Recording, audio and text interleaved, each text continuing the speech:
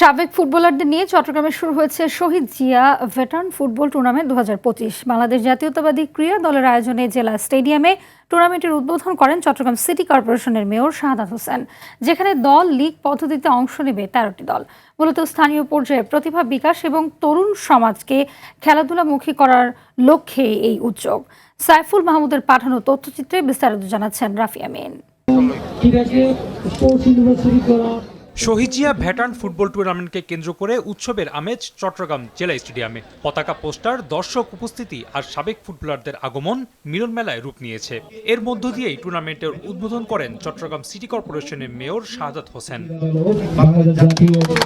মূলত তরুণ প্রজন্মকে খেলাধুলায় উদ্বুদ্ধ করে মাদক থেকে দূরে রেখে ঐক্য, শৃঙ্খলা ও ইতিবাচক সমাজ গঠনে ভূমিকা রাখার প্রত্যাশায় বাংলাদেশ জাতীয়তাবাদী ক্রীড়া দলের আয়োজনে এই veteran football tournament.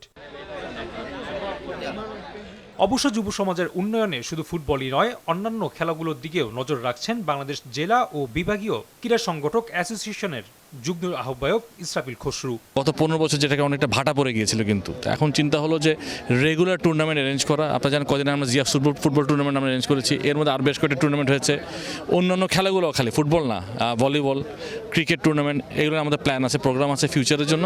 So regular খেলা চালু রাখা এবং চট্টগ্রামের ক্রীড়াঙ্গনকে একটু উজ্জীবিত রাখা। পাশাপাশি স্থানীয় পর্যায়ে প্রতিভা বিকাশ এবং তরুণ সমাজকে খেলাধুলামুখী করাও এই উদ্যোগের অন্যতম লক্ষ্য। সাবেক জাতীয় দলের ফুটবলার ও বাংলাদেশ জাতীয়তাবাদী ক্রীড়া দলের সদস্য সচিব জাহেদ পারভেজ চৌধুরীও তুলে ধরেন সেই লক্ষ্য।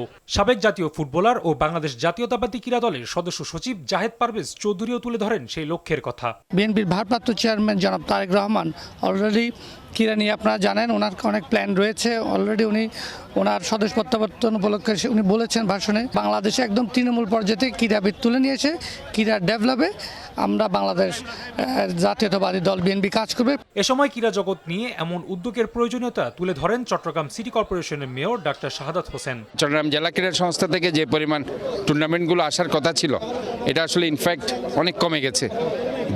যার কারণে যেটা হয়েছে, আমাদেরকে এই ধরনের টুর্নামেন্টগুলো করে ক্রীড়া অঙ্গনকে উজ্জীবিত রাখতে হবে, কারণ ক্রীড়াই কিন্তু আমাদের শক্তি।